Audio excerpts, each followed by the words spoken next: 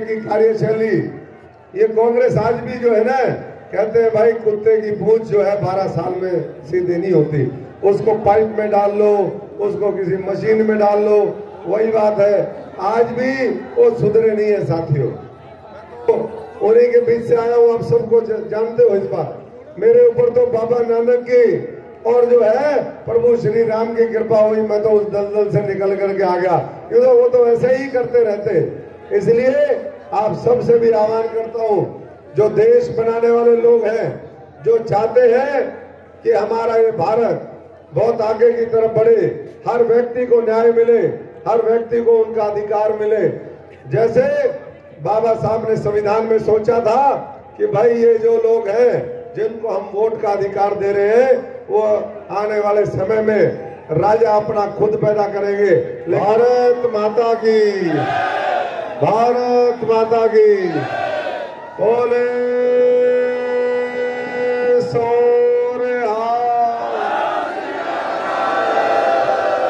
आज भारतीय जनता पार्टी के रोडी में चुनावी कार्यालय के शुभारंभ के मौके पर यहाँ पर उपस्थित सभी मेरे सम्मानित पिता समान बुजुर्गों, नौजवान साथियों, माताओं, बहनों, प्यारे बच्चों, जहाँ तक भी आवाज जा रही है, हमारे सभी नगर निवासी, हमारे पार्टी के साथ चल रहे सभी सीनियर लीडर साहिबान, हमारे पूर्व विधायक बलकौर जी, हमारे मंडल के अध्यक्ष, हमारे सभी कार्यकारिणी के सदस्य, सभी इलाके के हमारे बहुत ही आगू, जिन भी साथियों ने आज अपनी अपनी बातें रखी, आज के कार्यक्रम को सफल बनाया, यहाँ पर पहुंचे, मैं उनका अपनी तरफ से भी और तमाम पार्टी के नेताओं की तरफ से सबका बहुत बहुत स्वागत करता हूँ, सबका अभिनंदन करता हूँ, सबको बहुत बहुत बधाई देता हूँ।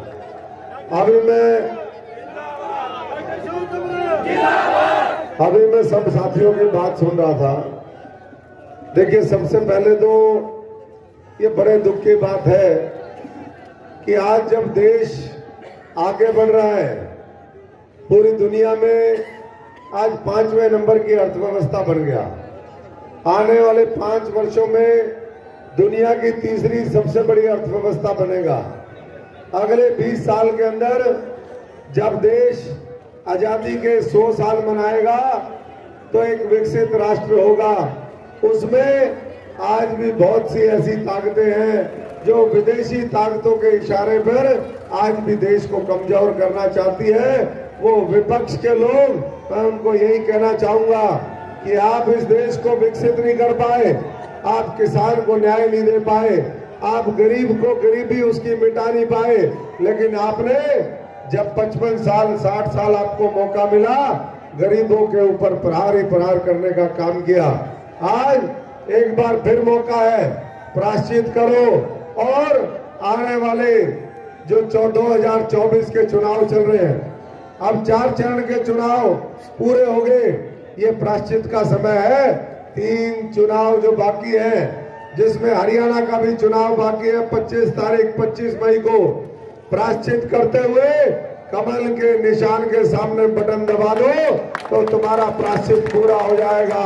नहीं तो आने वाली ये पीढ़ियां, ये 140 करोड़ लोगों का भारत कभी आपको माफ नहीं करेगा। ये विपक्षी वाले सुन लो। इसलिए हम तो देश बनाने के लिए चले हैं साथियों। हम सब लोग यहाँ पर जो बैठे हैं, खड़े हैं, वो सब साधारण परिवारों के लोग हैं। वो जज्बे और जुनून के साथ देश की लड़ाई लड़ते हैं, वो भ्रष्टाचारियों के खिलाफ लड़ाई लड़ते हैं, वो उन ताकतों के खिलाफ लड़ाई लड़ते हैं जिन्होंने आज तक इस देश को दीमक की तरह खाने का काम किया है। आज एक बार फिर मौका है इतिहास के, हम उस मोड़ पे खड़े हैं जहां हम देश को बना भी सकते हैं और देश को बिगाड़ भी सकते हैं। मोदी जी ने आने वाले भारत की, एक विकसित भारत की, एक सशक्त भारत की पिछले 10 वर्षों में नींव रखी है। वो नींव आपको देख, वो जिसके ऐसा चश्मा चढ़ गया भाई, जिसको विकास नहीं दिखता, उसको तो हम क्या कर सकते हैं। लेकिन हर गली, हर मोहल्ले, हर चौक, हर चौराहे पर विकास बोलता है और वो कहता है कि भाई आओ नरेंद्र मोदी जी के साथ आओ, और इस देश को नई ऊंचाइयों पर लेकर के चलो। इसलिए सारे साथी जो भी यहाँ पर आए, मैं तो उनको यही कहूंगा, पिछले 15 वर्षों में रोड़ी के लोगों ने कभी कसर नहीं छोड़ी। 2009 में आप लोगों ने भारी बहुमत से मुझे जिता करके देश की सबसे बड़ी पंचायत में भेजा, तो भी रोड़ी का रोल था। 2014 में भी रोड़ी का रोल था। 2019 में भी आप लोगों ने कोई कसर नहीं छोड़ी। और जो हमारे भाई यहाँ पर कह रहे थे, ये तो साथियों, ये जिस तरीके की कार्यशैली, ये कांग्रेस आज भी जो है ना, कहते हैं भाई कुत्ते की पूंछ जो है 12 साल में सीधी नहीं होती, उसको पाइप में डाल लो, उसको किसी मशीन में डाल लो, वही बात है। आज भी वो सुधरे नहीं है साथियों। तो उन्हीं के बीच से आया हूं, आप सबको जानते हो इस बात। मेरे ऊपर तो बाबा नानक की और जो है प्रभु श्री राम की कृपा हुई, मैं तो उस दलदल से निकल करके आ गया, क्योंकि वो तो ऐसे ही करते रहते। इसलिए आप सबसे भी आह्वान करता हूं, जो देश बनाने वाले लोग हैं, जो चाहते हैं कि हमारा ये भारत बहुत आगे की तरफ बढ़े, हर व्यक्ति को न्याय मिले, हर व्यक्ति को उनका अधिकार मिले। जैसे बाबा साहब ने संविधान में सोचा था कि भाई ये जो लोग हैं जिनको हम वोट का अधिकार दे रहे हैं, वो आने वाले समय में राजा अपना खुद पैदा करेंगे। लेकिन आज भी कांग्रेस क्या कर रही है, वोट आपकी लेते हैं और परिवारवाद को बढ़ावा देते हैं। आज भी रानी के पेट से राजा पैदा करने का काम, ये व्यवस्था बदलने की लड़ाई है। ये जो शोषण की व्यवस्था इन लोगों ने कायम की है, समस्याओं के ऊपर राजनीति करी है। आज मोदी जी ने इनकी जो है वो दुकानें बंद कर दी, इसलिए परेशानी हो रही है। और मोदी जी 2024 में जनता के आशीर्वाद से इस दुकान पे परमानेंट ताला लगा देंगे। तो भाई 10 दिन बचे हैं, जिसने उस दुकान में बंद रहना हो उस दुकान में बंद रहे, जिसने देशभक्ति के साथ इस देश को आगे बढ़ाना हो वो हमारे साथ आए और आकर के 400 पार में सहयोग करे। इस बार 400 पार होगी। और मैं भूना गया हुआ था, भूना भाई कोई पाकिस्तान में चीन में नहीं है, भूना इसी पार्लियामेंट में है। मैं 2 दिन पहले भूना गया, भूना में मैं गुरुद्वारा साहब में गया मत्था टेकने के लिए, थोड़ी दूरी पे प्रोग्राम था। सब साथियों ने कहा कि आओ जी हम मत्था टेकते हैं। मत्था टेक के अरदास हुई, मत्था टेक के बाहर आए। मैंने एक माता जी को कहा, माता जी आशीर्वाद दीजिए। उन्होंने कहा कि जी बाबा नानक का आशीर्वाद ले लिया, गुरु ग्रंथ साहब का आशीर्वाद ले लिया, तो मेरे आशीर्वाद की क्या जरूरत है। मैंने कहा नहीं, उनका भी आशीर्वाद चाहिए और आपका भी आशीर्वाद चाहिए।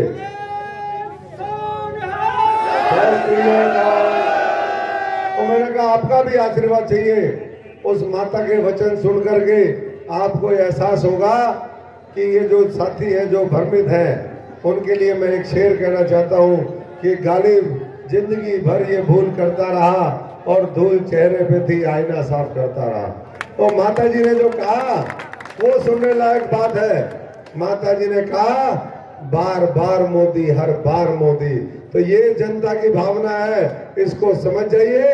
क्योंकि नरेंद्र मोदी जी ने पिछले 6-7 वर्षों में किसानों के खातों में पूरे देश में 3.5 लाख करोड़ रुपया फसल बीमा योजना का मुआवजा और किसान सम्मान निधि वो उनके खातों में डालने का काम किया है। किसान भाई उस बात को जानते हैं। इसलिए अभी हमारे एक साथी कह रहे थे कि 95% लोग आज भारतीय जनता पार्टी के साथ है, किसान मजदूर गरीब आदमी, क्योंकि उनको पता है और पता उनको भी है। आज भी कैंडिडेटों के साथ जो विपक्ष के कैंडिडेट हैं उनके साथ ऐसे ऐसे लोग घूम रहे हैं जिनके खातों में अभी थोड़े दिन पहले 42 लाख रुपए आया है। 42 लाख रुपए जिनके खातों में आया है, वो भी कहते हैं कि जी कुछ नहीं किया। तो भाई तुम्हारे खाते के पैसे वापस दे दो, वापस दे दो, किसी और किसान गरीब को दे दो ताकि देश का भला हो जाए। तुम क्यों लेते हो? अगर कुछ नहीं किया तो आने वाले समय में जैसा हमारे साथियों ने कहा, ये तो लोकतंत्र है, ये लठ तंत्र, और इसको इस तरीके से मत बनाइए। आज भी मैं तो बहुत से चेहरों को जानता हूं जो मेरे भी नारे लगाते थे, आज भी मेरे ही नारे लगा रहे हो, पर रूप बदल गया है, रूप बदल गया। तो साथियों ऐसे लोगों के चक्कर में ज्यादा मत पड़िए। देश जानता है कि कौन बड़े बड़े हाईवे बना करके दे रहा है। देश जानता है कि किसने इतने बड़े बड़े एयरपोर्ट तैयार कर दिए पूरे देश के अंदर। देश जानता है कि रेलवे की नई रेलवे लाइन, हमारी वंदे भारत ट्रेन और तमाम रेलवे का नेटवर्क आजादी से लेकर के अंग्रेज जो रेलवे स्टेशन बना के गए थे, वो इनसे वही रेलवे स्टेशन ठीक नहीं हुए। मोदी जी ने 1350 नए रेलवे स्टेशन बनाए हैं साथियों, ये बहुत बड़ी बात है। वो रेलवे स्टेशन किसके काम आएंगे? वो आपके हमारे सबके काम आने वाले हैं। और इसी तरीके से जहाँ समुद्र लगता है, बड़े बड़े बंदरगाह बना दिए। ये जो मोबाइल आजकल चला रहे हो, ये भी मोदी जी ने यही बनवाने शुरू कर दिए, नहीं तो चीन से आते थे ये लोग। तो साथियों, हर चीज आज भारत में बन रही है। आज दुनिया भारत की तरफ देख रही है। इसलिए भारतवासियों से, रोडी वासियों से, कालावाली वासियों से, मैं सिरसा वासियों और हरियाणा वासियों से ये कहना चाहूंगा कि कोई भ्रमित ना होकर के अपनी एक एक वोट, पिछली बार मोदी जी 5 साल का कार्यकाल था उनका, इस बार 10 साल का कार्यकाल है। इस बार राम मंदिर भी बना, करतारपुर कॉरिडोर भी बना, इस बार महिलाओं के लिए आरक्षण भी आया, इस बार 3 तलाक भी खत्म हुए, इस बार कानून में संशोधन करके जो हमारे सिख हिंदू भाई विदेशों में प्रताड़ित होते हैं, उनको यहाँ लाने का भी प्रावधान करके उनको नागरिकता का एक बहुत बड़ा तोहफा भी इसी सरकार ने दिया है। इसलिए 5 साल के जनादेश में आपने 3 लाख से जिताया, और अब जब मोदी जी 10 साल के कार्यकाल के साथ बड़े फैसलों के साथ देश की लड़ाई लड़ रहे हैं, तो मैं समझता हूं कि साथी सारे जिस हल्के में मैं गया हूं, चारों तरफ नरवाना से लेकर के ऐसे ही हमें ऐसी देर थोड़ी होती है। जनता का रिस्पॉन्स इतना है, जनता का रिस्पॉन्स इतना है कि 1-1 बजे तक हमारे जो है प्रोग्राम होते हैं। और दूसरी तरफ जो विपक्ष के कैंडिडेट हैं, वो शाम को अपने घर पे मायूस होकर के लौट जाते हैं कि भाई हमारी दुकान में कुछ सामान बचा नहीं, और इसलिए वो भी कहते हैं कि भाई हमें तो जो है हार के लिए ये सीट दे दी, और इसलिए अब क्या करें, जमानत बच जाए तो बहुत बड़ी बात है। एक कांग्रेस के जो टिकट मांग रहे थे, उन्होंने मुझसे एक दिन कहा, फोन करके खुद ही बोला कि भाई साहब क्या हाल चाल है। मैंने कहा ठीक, बोलिए आपकी टिकट तो अनाउंस होगी। मैंने कहा बिल्कुल होगी। मैंने कहा आपकी कब हो रही है? बोले आपको पता तो है, यहाँ तो लास्ट में करेंगे, पता नहीं क्या करेंगे क्या नहीं करेंगे। तो फिर मैंने उसको कहा कि और क्या चल रहा है? बोले जी हमने तो कह दिया पार्टी के अंदर कि भाई टिकट किसी को भी दो, हारना सबने है। कोई 5-7 लाख से हारेगा, कोई 7 लाख से हारेगा। तो साथियों, ये हार के लिए ये बौखलाहट और कुछ नहीं है। ये हार के लिए ये षड्यंत्र रचे जा रहे हैं कि भाई फलाने की आड़ में चले जाओ। संविधान के ऊपर बात करते हैं। अरे बाबा साहब को अगर किसी ने कमजोर किया तो इन्हीं के आकाओं ने कमजोर किया। बाबा साहब के खिलाफ षड्यंत्र रचे तो इन्हीं के आकाओं ने रचे। बाबा साहब के संविधान का पालन नहीं हुआ तो इन्हीं ने नहीं किया। आज अगर बैकलॉग है देश में तो इन्हीं की देन है। आज रिजर्वेशन में प्रमोशन नहीं है तो इसी की देन है। और इसलिए नरेंद्र मोदी जी ने बाबा साहब के 5 तीर्थ बना करके, क्योंकि कामदार जो होता है वो नामदार का जवाब अपने काम से देता है। उन्होंने बाबा साहब के 5 तीर्थ बनाए और जवाब दे दिया कि बाबा साहब मेरे दिल में बसते हैं और संविधान मेरे दिल और दिमाग में बसता है, और उसको लागू करने के लिए मैं किसी भी हद तक जा सकता हूं। तो ऐसे संकल्प के साथ आज जुड़ने का समय है। तो साथी, मैं तो क्योंकि देर बहुत हो चुकी है, कई गांव के प्रोग्राम बाकी है, मैं सबसे यही कहूंगा कि अपना बिल्कुल लक्ष्य जो हमारा है, हर बूथ के ऊपर 370 वोट बढ़ाने का, उससे हमें विचलित नहीं होना। हमें महाजन संपर्क अभियान मिला था, मुझे उम्मीद है कि रोडी के सभी साथी हर घर घर गए होंगे। ये बाकी लोग तो घर घर जाते नहीं। अगर वो घर घर जाते तो किसी से कुछ बात कहते, वो तो हु कर रहे हैं।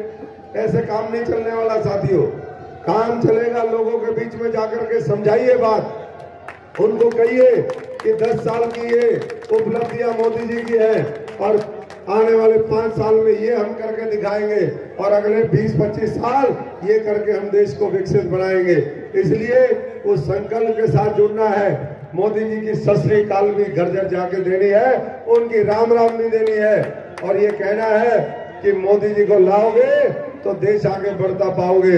अगर किसी और को मौका दोगे तो थोड़े दिन में फिर जो है वो लूट मचाएंगे और जब एजेंसियां अपना काम करेंगे तो कहेंगे कि एजेंसियों का दुरुपयोग हो रहा है।